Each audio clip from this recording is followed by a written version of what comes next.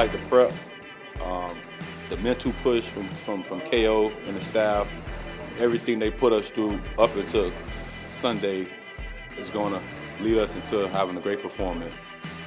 Welcome back to another edition of Enough Said. It's the season opening edition of Enough Said. Football is upon us. My name is Dan Barreiro, joined as always by Justin Gaard. Look at the beaming smile on Guardsy's face. He's so excited about the opener. I am. And Lori Fisher, predictably, wearing purple. Or is that considered some other... No, this is purple. I bought it for this show. It's a color I'm not allowed to wear on this show. That goes back many, many years. She says it washes me out. I'm not allowed to wear any shade of purple. I think it looks... I don't know if you're not allowed. It was that one lavender shirt you had. So we could go shopping. We could find something. I donated it. I said I'm not going to be criticized for lavender anymore. That looks... I think that's lavender, the jacket you have on. Agree. Okay, that's really not the Vikings color. It's approved for me. Okay, fair enough. Okay, we're going to have a great performance tonight as well. I hope so. Okay? We'll try. The time has come. The Vikings open their season up against the Green Bay Packers this Sunday at home. New head coach Kevin O'Connell acknowledges this will be what he calls a great challenge, huge challenge, he said, but says his team is doing a great job at practice. Dan? Well, this is about as good an opener as you can get, right? I mean, it's your big rival. It's the season opening game. It's at home with fans, by the way, which, we take for granted when we have them, but we haven't always had them during the COVID-19 winter of our discontent. And you got the new head coach, and this, for me, Justin, this is the start of us finding out for sure whether there is significant substance to go with all the style. And the latest example of the style is we come to find out that the new Minnesota Vikings have something called the Culture Shield. And there's even a logo. And I don't remember the three words that are the signposts that are part of our new Culture Shield, but I am, you know me, I'm very skeptical about all the smoke and the mirrors, but let's face it, I was skeptical of PJ Fleck, and in the end, clearly he's got some coaching substance too. So now at least we can find out, is there substance to go with all the cute comments, and we got 27 guys who could have been captain. That's right. And we wanted more captains than we should. And Cousins is ready to be MVP. They're not saying that, but other people are. Now, finally, we get to find out. I don't remember a season opener that I've looked forward to more than this one. Mostly because we know nothing. Right. We know literally nothing about what to expect. We don't know what to expect. We know that the Los Angeles Rams didn't look good without our Heavenly Father, which is how we will refer to Kevin O'Connell now. Mike Zimmer was known as Satan, I guess, apparently. We learned that in the last week. So our Heavenly Father, KOC, that's how we'll refer to him both on the radio and TV. That's why I'm most excited, because how many times have we joked on this show, Dan, every time we force the Vikings into the rundown, OTAs, minicamp, the draft, free agency, even training camp, the last 6 weeks after the original surge of adrenaline, once we were out in Eagan at TCO, you're looking at it right there. After the first couple of days, when we realized they weren't going to play anybody, which we both, I think, agree with, Vikings going to game one pretty healthy, we just have no idea what to expect. That's why I'm excited about this game. The Packer angle's great, 325, downtown Minneapolis, People's Stadium, all those great things, but we're actually going to have at least one real game of concrete sample size to bounce off of. What does the offense look like? Are Danielle Hunter and Zadarius Smith healthy? What's the 3-4 look like? What's the new punt returner look like? We finally get that opportunity in just a couple of days. It's going to be exciting. You mentioned Mike Zimmer, referred to by an unnamed offensive coordinator named John DeFilippo, that Zimmer is Satan, and now that he's gone, the Vikings are liberated. 30 seconds. So remember one thing, and this stat is courtesy of my guy Mark Craig at the Star Tribune. Aaron Rodgers versus the Vikings with Satan. Yep. Mike Zimmer on the coaching sidelines. 8-7-1. Aaron Rodgers versus the Vikings without Satan. 9-3. So for all the criticism, some of it earned and some of it deserved, that Zimmer has received, let's remember, he was a guy, his defenses tended to give Aaron Rodgers a lot of trouble. He became a much more mortal quarterback against them. So enough said. We'll see what this new defense can do. They got a lot of good ideas, as you mentioned, some interesting names, healthier at the start of the season. But don't sleep on the one thing Zimmer did seem to do well was make life miserable for Aaron Rodgers. Enough said. We could all get together for the game on Sunday and make some apps. We could? That'd be fun. What do you have in mind? Well, I'm thinking you're going to have cocktail. You're going to have a veggie tray. I'm not really interested in the veggie tray. No, she's interested in the cocktails. Turkey bacon, something probably.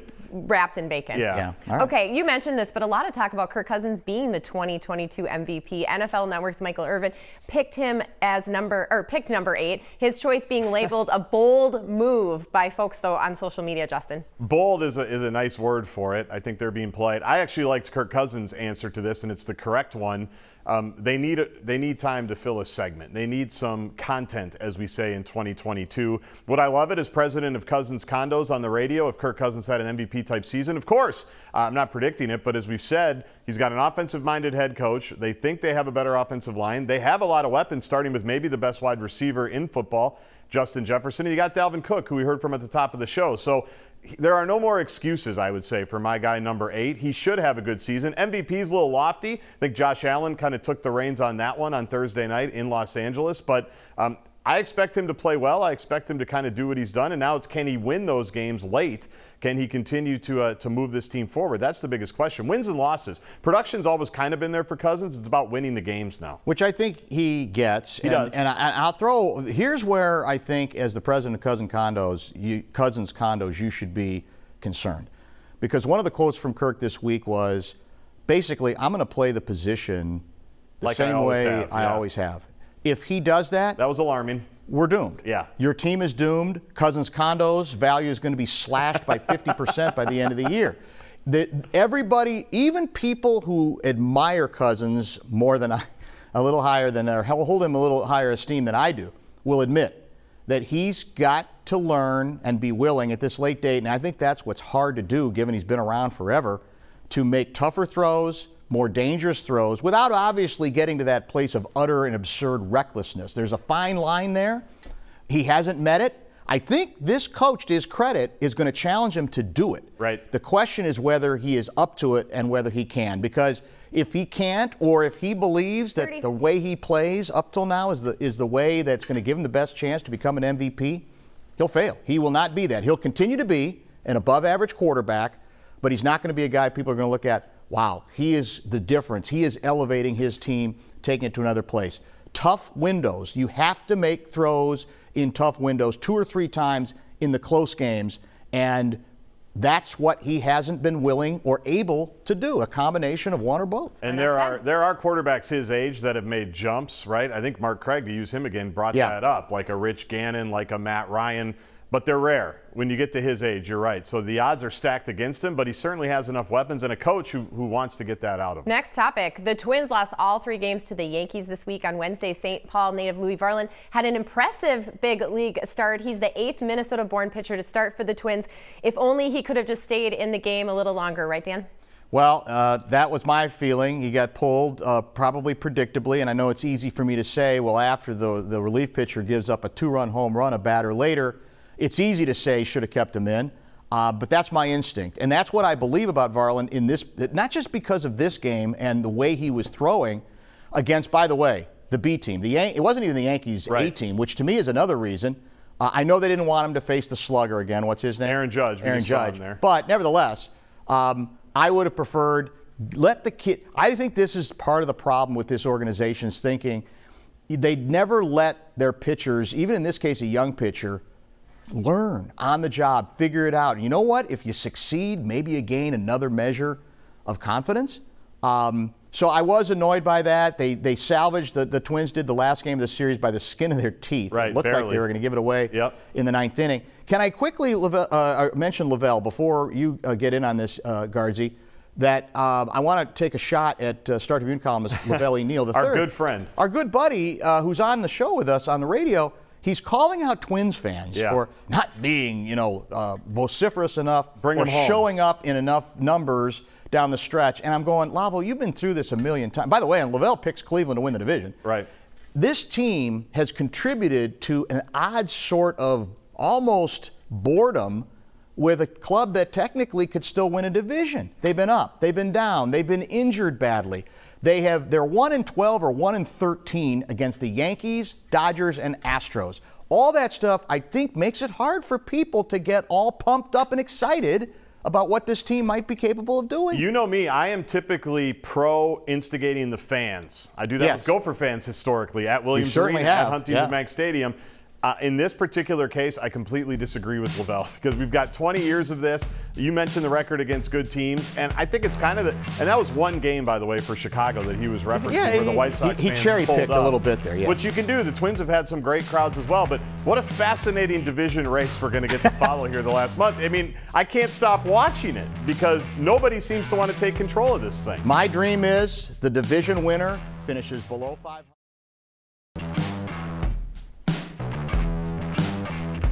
Welcome back to Enough Said. Queen Elizabeth died peacefully at the age of 96 this week. She held the longest reign in British history, 70 years. The country's new king, who is now known as King Charles III, returned to Buckingham Palace today, greeted fans, and already addressed everybody. Dan? I feel like I'm going to contradict myself here. I'll leave you guys to decide. Okay. I tend to be bored with royalty.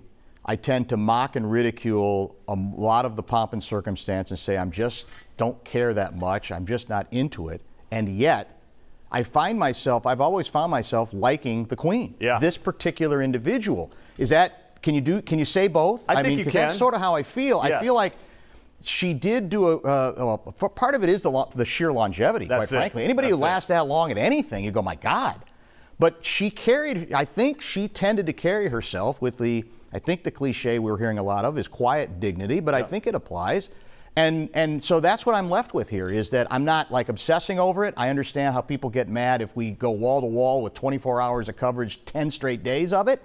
But the fact of the matter is, I think part of it, why people who tend to be anti-royalty feel differently about her is because she carried it off so nobly. Well, and you see TV networks are going wall to wall with it, right? Yes. There's a reason. They're not doing that because they think they're interested in it. They're doing it because they know so many people are interested in it, even over here across the pond, as they say. And I think the longevity and the stability, and this will be the second time we bring up PJ Fleck, the cultural sustainability. Uh-oh. That's what they had, though, right, with Queen Elizabeth. I mean, you think about it. PJ and the Queen in the same sentence. That would have been a good meeting. That would have been a good meeting. 15 prime ministers, 14 United States presidents, 0 Viking Super Bowls for the record. She'd never lived long enough to see that, unfortunately. There's movies about her, Netflix series about her, and how crazy do you think that her coronation in 1953 was like the first time that was mostly televised. Right. Now they've got a Twitter handle. There's 5 million followers. She had a YouTube channel. Like all the different changes, she was the one constant. I think that's why I agree with you. I mean, in all of our lifetimes, there's never been somebody at the top. It's always been Queen Elizabeth. Here's another thing. I don't remember seeing this, but I'm told she was brilliant in a bit done with an interview with Paddington Bear. Yes. And I think she also had a bit with James Bond, Daniel Craig playing James Bond. This was for the Olympics, right? I was going to get to that. And that she killed it and nailed that as well. Those are just the cherries on top, obviously. But I think, again, she was always there for a lot of people who even classify themselves. One of them is Matthew Lewis. He played in the Harry Potter films. Yep. Neville Longbottom. He basically said, I'm about as anti-royal as you can get. But his quote was, she was a constant part of an intangible sense or illusion of stability, and so he feels bad. It almost feels like he's conflicted about feeling bad, but he does feel bad. Well, and underneath the Queen here, which we're going to find out, there is a lot of chaos, by the way. No question. I mean, she was the stability, or at least the stable force on a lot of it, including with some of her own children. Yes. Now you've got the Harry and Meghan deal to deal with. So if you're into the drama, it might get more dramatic because the Queen, I think, kind of kept a lot of that stuff The New York Post, underground. page 6, that's the scandal sheet where they had all the royal gossip. It was rarely about her. Correct. Right? It was about everybody else. And so now it could be cats and dogs living together. It could be ugly. And she was so darn cute, even just a few days ago, that photo of her. Yep. Just, well. 96, good run. 96, that is a good run. Okay, we're going to move on. Las Vegas police arrested a county official in the stabbing death of a veteran newspaper reporter. The victim, Jeff German, an investigative reporter. He did stories on a public administrator focusing on a hostile work environment and an alleged inappropriate relationship with a staffer. It just kind of keeps building. Again, arrested, accused of killing a newspaper reporter. Dan? I don't want to convict this guy yet because you got to let the process play out, and we've had too many media examples of folks making assumptions. But if this plays out the way it seems to be so far, according to the evidence that's been passed along, made available via the police, this is absolutely the worst case sort of tragedy involving an investigative reporter who often the job is to be fearless. Right. And part of that is the concern that you're going to ruffle feathers, and worst case scenario is this is the nightmare, that you ruffle feathers to the point where someone is actually capable and willing to kill you, to take that person out of anger, frustration, whatever the case may be. And it is a nightmare scenario of doing a job that I've always admired, because I spent so many years in the newspaper business around some great investigative reporters like the late great Paul McEnroe at the Star Tribune. And I worry about the future above and beyond this story, because so many newspapers, as you know, Justin, they can't afford investigative reporters anymore. Yep. Because you might get 2 or 3 stories a year, and some of the stories you invest in might not even pan out. A lot of newspapers just can't stay afloat that way any longer. And meanwhile, that means a lot of public officials aren't going to be held as accountable as they might be if you have people doing the fearless sort of work that this particular individual did in an award-winning fashion for decades in Las Vegas. Well, and inside this office, they went to him because basically their cries for help up the food chain went unanswered. It was a horrible environment. There was an inappropriate relationship. They go to the writer, and he unearths all of it. And his brother-in-law was a cartoon writer, I think, at the same paper. And I thought of you because I know you would respect this quote. 30 seconds. Jeff was committed to searching for truth. He had little patience for corruption, deception, or abuse of the public trust. He was driven to shine a bright light into dark places in search for the facts. That's the job in a nutshell. This is a guy who reported on the mob. I mean, this is Las Vegas we're talking about, right? So there's some shady dealings out there, a town built on mob ties. Correct. And for many, many years, Jeff was the one doing this work. It's horrible on every level. Next up, a new KSTP Survey USA poll shows Governor Walz leads opponent Scott Jensen by 18 points. In May, that survey had Walz up by 5 points, so now we're talking double digits ahead of the November 8th election, Dan. Well, I think this is always dangerous to say, because the poll doesn't tell us how people are going to vote in November, right? It's the old snapshot in time, and Lori, you mentioned the previous snapshot that was a lot closer. But I do believe that Jensen and Burke have already blown whatever chance they might have had. I thought it was slim from the beginning, but I think they've already blown it in 2 significant ways that they can't get back no matter how much time is left before the election. One is the I guess you could say, obsession on the abortion issue. Right. There are a lot of people who probably agree with them in the state of Minnesota and even the country, but the way they have centered on it, it's a losing proposition in a Democratic state. You're not going to go anywhere with it. Some of the things that the Jensen had to walk back were ridiculous to me, were dangerous to me in terms of reproductive rights for women. And then the Nazi analogy is just so asinine. We should be so far past it, right, that you are handing Walz, who has some vulnerabilities, I think the governor does, but you're handing him the opportunity to not talk about any of that stuff when you go down the stupid Nazi road. You got to be smart enough politically, if the objective is to win, to stay away from that sort of stuff, because it puts the governor in a position where he didn't really have to talk about a lot of stuff that probably he should be asked about, because you've made that such a significant issue. It's been a ham-handed, really, really moronic campaign so far. Well, and most people don't like the ridiculously personal attacks. Most people don't like the super sarcastic tweets on everything. You mentioned being all over the place on abortion, doing videos on crime in Minneapolis, which is a problem, with individuals from Virginia, Minnesota, who haven't been in downtown in probably 10 or 15 years. Like, people notice that stuff. You mentioned it. It's just been. It doesn't feel serious to me. Like, it doesn't feel like they're seriously interested. It's cartoonish in figuring out the problems, and there are a lot of problems. We've talked about this on the show forever, and there should be some vulnerabilities, but it just doesn't seem like they've addressed those the right way. And I'm skeptical in polls now, given the last 4 or 5 years. We've been surprised now, but this one does make sense to me, because I think for most of us in the middle that can go kind of either way on a lot of different issues, we're looking at this and going, what are we doing here? There's been absolutely nothing savvy about this campaign thus far. Nothing.